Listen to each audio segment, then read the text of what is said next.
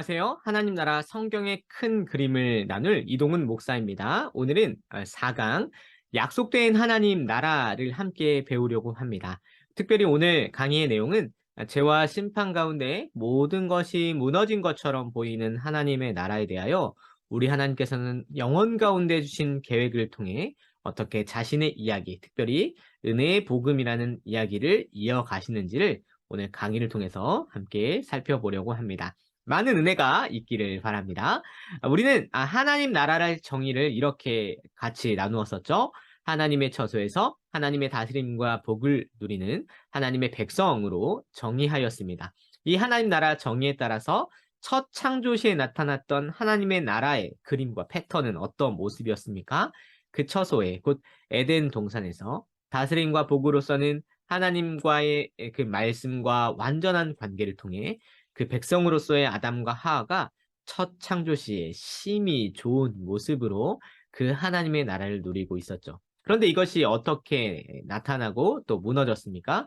바로 죄라는 인간의 모든 타락과 부패를 설명하는 모든 심판과 죽음에 대한 근원을 알게 되는 그 죄에 대한 문제를 창세기 3장에서 주께서 우리에게 계시를 통해 가르쳐 주셨습니다.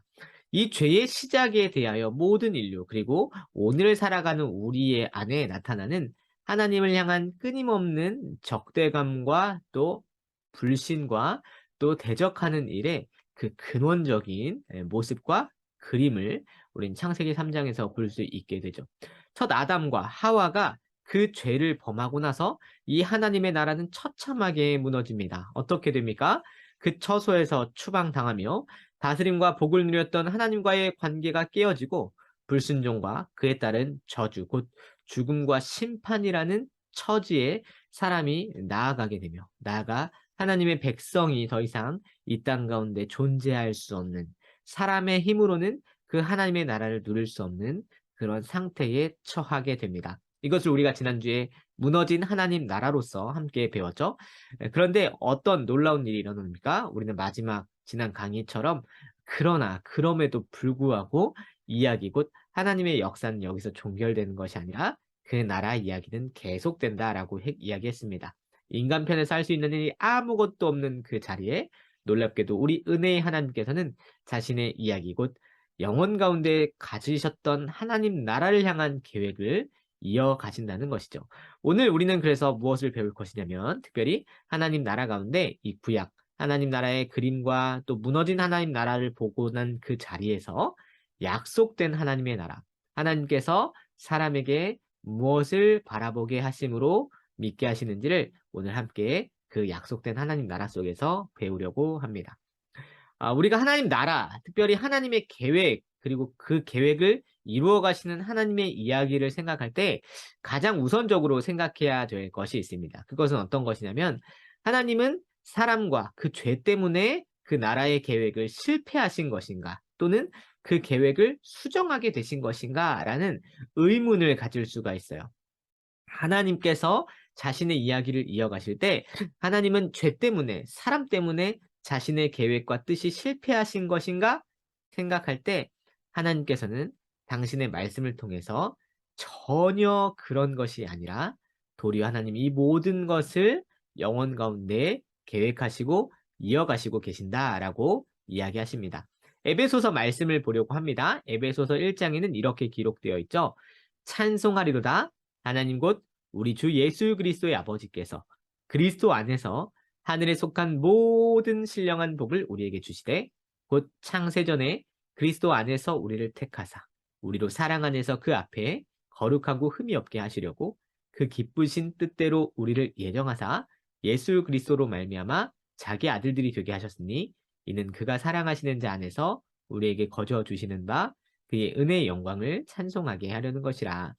놀랍게도 하나님께서는 당신의 계획을 창세 전에 곧 그리스도 안에서 우리를 택하는 것으로 곧 자신의 기쁘신 뜻으로 우리를 예정하셨다라는 놀라운 신비의 말씀을 에베소서 1장의 사도 바울을 통해서 풀어주십니다. 여러분 이것을 생각해보면 하나님의 계획이라는 것은 인간의 죄와 그 역사 안에서 실패한 것이 아니라 도리어 그 역사 이전에 또 역사 바깥에서 이미 계획하신 하나님의 뜻이 있다는 걸 보게 됩니다. 그런 의미에서 에베소서 1장은 무엇을 선포하고 있는 것이냐면 하나님의 계획의 범위가 어마어마하다는 것을 선포하고 있어요. 영원부터 영원까지 또 세상의 창조 전부터 세상의 역사 그 이후까지 하나님의 계획이 이 모든 것을 주관하고 있다는 것을 보여주십니다. 그 영원부터 영원까지 곧 하나님의 영원하신 계획 안에 사실 무엇이냐면 우리 머리로는 다 이해할 수 없지만 참 신비한 일이지만 그 하나님의 계획 안에 사람의 타락이 있고 그럼에도 불구하고 회복으로 이어가시는 하나님의 역사가 있으며 이 모든 타락과 회복 안에서 영원부터 영원까지 하나님의 나라를 지탱하고 성취하시는데 우리 주 예수 그리스도 안에서 이것을 하게 하셨다는 에베소서 1장의 선언을 보게 됩니다. 그러면 의문이 들죠?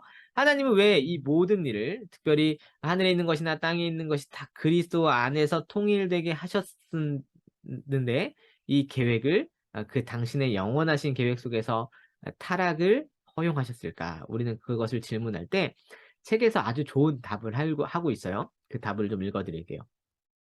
왜 하나님은 이런 일이 일어나도록 애초에 허용하셨을까요? 할 때 책에서 잘 정리하듯이 성경은 이 질문에 답하지 않습니다. 곧 신비하고 미스테리한 영역입니다. 라고 얘기합니다. 그러나 하나님께서 무엇을 원하시냐면 우리가 알아야 할 것을 우리에게 들려주시는 것을 하나님 원하십니다. 그 들려주길 원하신 것은 무엇입니까? 하나님이 영원전에 창세전에 주께서 계획하신 것을 하나님이 주관하셔서 이끌어 가신다는 걸 알려주시는 것이죠.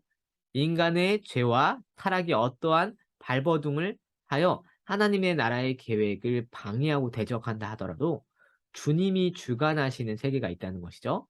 이것은 우리에게 어떤 희망과 위로를 줍니까? 성경은 우리가 하나님에게 반역한 무서운 결과가 어느 날 되돌려지리라는 확실한 희망을 준다는 것이고 그 결과 우리는 무엇을 보게 될 것이냐면 하나님만이 높임과 영광을 받으실 것이라는 성경의 기술과 계시를 보게 되는 것입니다.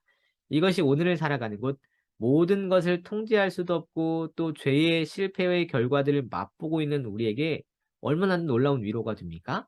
하나님께서는 이 모든 것을 통해서 무엇을 이루어내실 것이냐면 6절, 12절, 14절 에베소서 1장의 말씀처럼 그의 은혜의 영광을 찬송하게 하실 것이다. 그의 영광의 찬송이 되게 하실 것이다. 그의 영광을 찬송하게 하려 하심이라는 하나님께서 우리에게 드러내셔서 또 그 결과로 주신 그 놀라운 높임과 영광을 하나님 말씀을 통해서 보여주시는 것입니다. 이것이 참 놀라운 은혜겠죠. 하나님이 우리에게 허락하신 이 모든 세계에서 알기를 원하시는 성경의 또 시작과 마침에는 바로 하나님의 영광이 있는 것입니다. 그런데 역사 가운데 사람은 끊임없이 어떻게 했습니까? 이 하나님께서 높임과 영광을 받으셔야 하는 그 자리에서 우리는 어떠한 일들을 끊임없이 자행했냐면 바로 타락 이후의 인간은 그 왕, 우리 하나님을 거부하고 밀어낸 역사를 보게 되잖아요. 마치 오늘 우리 교재에 있는 것처럼 직소 퍼즐 뭐 이렇게 하나하나씩 맞춰야 하는 그 퍼즐의 모습처럼 사람은 끊임없이 어떻게 했냐면 자리를 찾지 못하고 각자 흩어져서 마치 바벨탑처럼 자기 이름을 높이는 그 죄성으로 하나님을 끊임없이 밀어내고 거부하고 자기 제멋대로 자기 갈 길을 갈 때마다 어떠한 역사가 나타나냐면 자기 자리를 이탈하고 어느 위치에 있어야 되는지 모르는 마치 흩어진 퍼즐 조각처럼 살아가는 그런 인생의 면면이 나타났습니다. 그 결과 어떻게 되었습니까? 사람의 역사에는 무엇만 남게 되었냐면 모든 것이 망가진 죽음과 심판의 자리만 남았다는 걸 우리는 성경에서 볼 뿐만 아니라 이 세계 안에서 여전히 자리를 찾지 못하는 인간들의 역사 안에서 이 모든 문화 안에서 망가진 모습을 보게 되는 것이죠. 그러나 우리는 무엇을 소망합니까? 하나님께서 우리에게 은혜의 복음을 주셨고 절망할 필요가 없다는 걸 우리에게 말씀해 주신다는 것이죠. 그 절망할 필요가 없는 그 계기로 우리에게 무엇을 가르쳐 주셨습니까? 놀랍게도 이 세상의 중심에 이 모든 퍼즐들을 다시 질서 삼으실 한 분을 중심에 두게 하신 것이죠. 그분은 누구십니까? 그 아들 예수 그리스도를 통해서 그 예수 그리스도 안에서 하나님께서 영광을 받으신다고 이야기를 하십니다. 이것은 놀라운 시선을 또 통찰력을 우리에게 줍니다. 우리가 중심과 자리를 찾지 못할 때 각 퍼즐들이 다 흩어져서 무너지고 처참한 결과를 낸 것과 다르게 우리는 주 예수께서 우리 모든 삶과 세계와 역사의 중심이 되실 때 나머지 모든 것이 제 자리를 찾는 놀라운 은혜를 보게 될 것입니다. 이것을 우리가 다시 생각할 때 무너진 하나님 나라를 다시 절망하지 않고 소망하는 그곳에서 하나님, 곧 왕이 중앙에 있을 때 나머지 모든 것이 제자리를 찾는 그 나라를 계획하신 하나님은 우리에게 누구를 선물해 주셨는가? 그 은혜는 무엇인가를 한번 살펴보려고 합니다. 하나님께서는 이 무너진 하나님 나라의 중심과 질서를 다시 회복하기 위해서 한 약속을 우리에게 허락하십니다.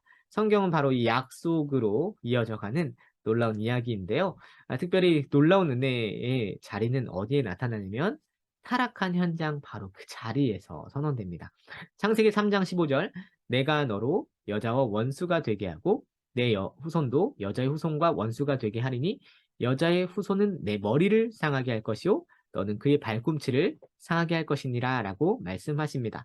창세기 3장은 온통 암울해 보이지만 사실 암울로 마치는 것이 아니라 이들이 죄를 지었음에도 여전히 하나님께서 인간을 사랑하시고 그들에게 찾아오셔서 그들의 벌거벗은 옷을 가죽옷으로 입혀주시는 그런 장면을 보게 되는 것이죠.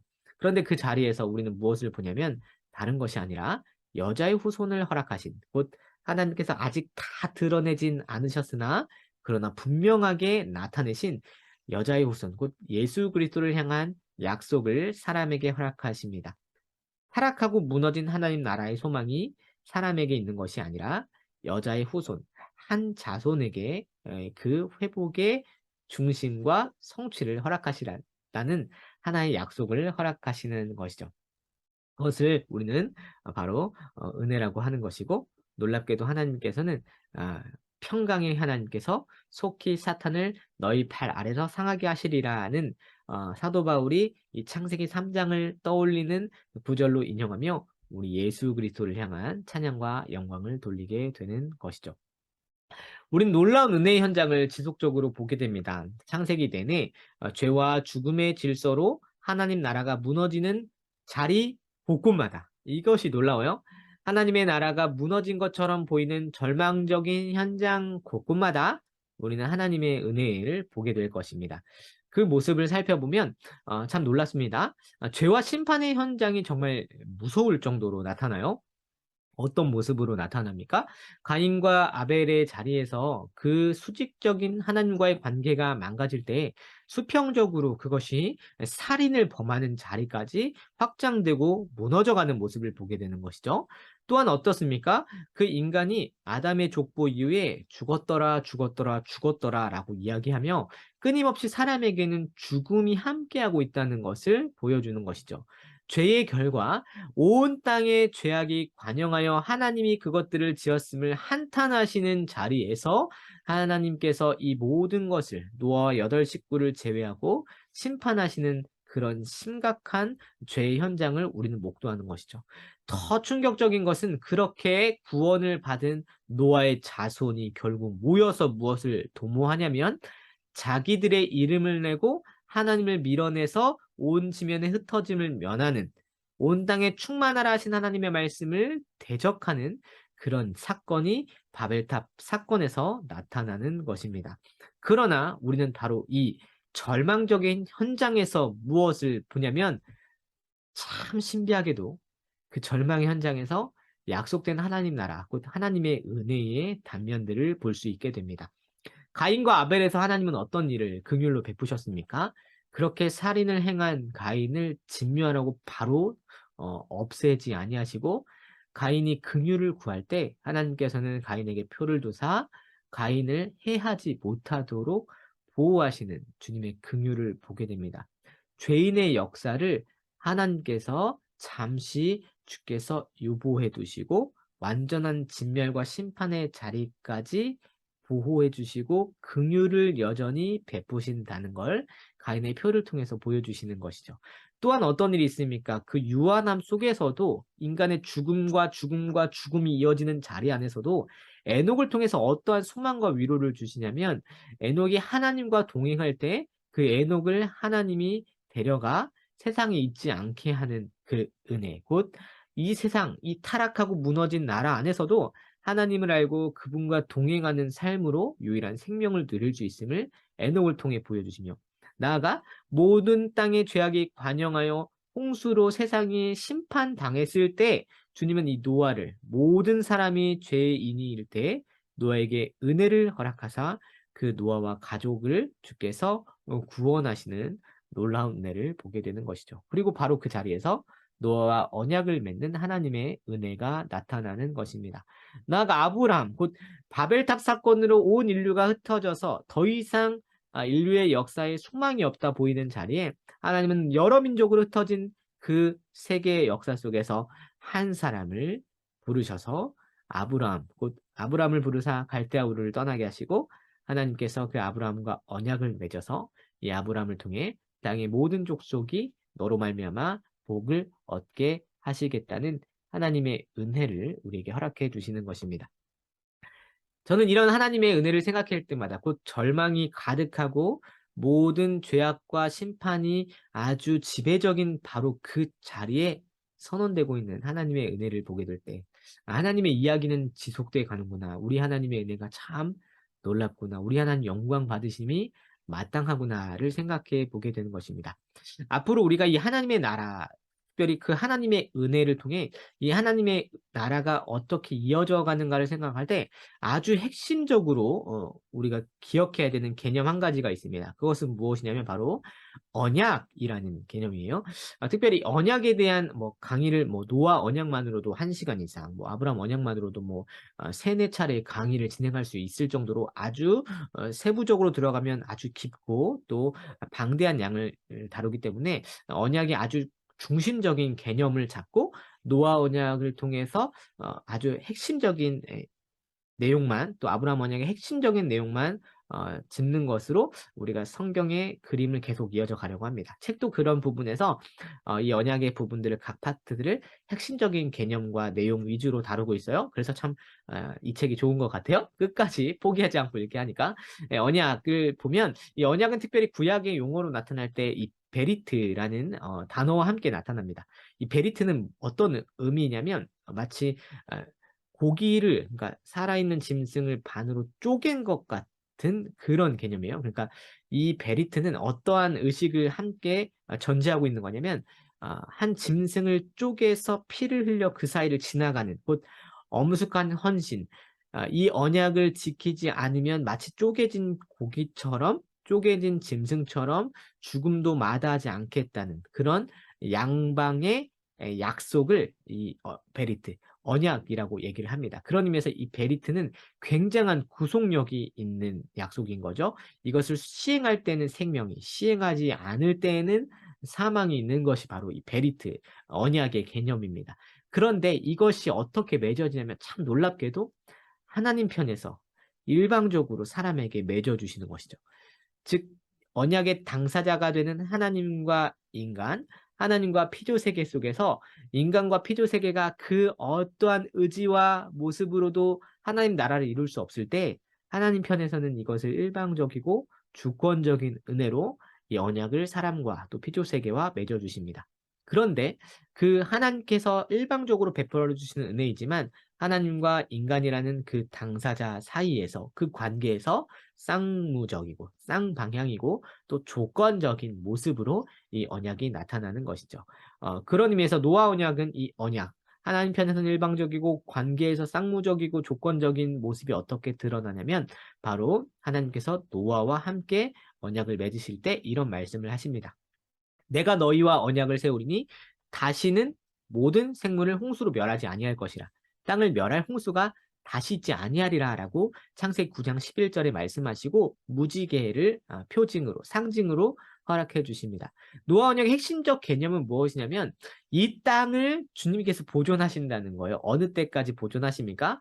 당신의 아들을 보내시고 당신의 아들이 다시 오실 그날까지 이 창조 세계를 하나님께서 보존하신다. 곧 여자의 후손이 오는 무대가 어디냐면 바로 이 땅, 당신이 창조하신 창조 세계에 있다는 하나님의 헌신을 보여줍니다. 이 땅과 지구를 없애지 않겠다는 보존 언약, 다른 말로 보존 언약이라고도 하는데 그런 언약이 노아 언약의 성격입니다. 오늘 이 땅에 여러 지진과 또 화산과 또 여러 자연재해가 있다 하더라도 주께서 다시 오실 그날까지 이 지구가 그대로 유지된다는 그런 하나님의 언약이 바로 이 노아 언약에서 우리가 볼 수 있게 되는 것이죠.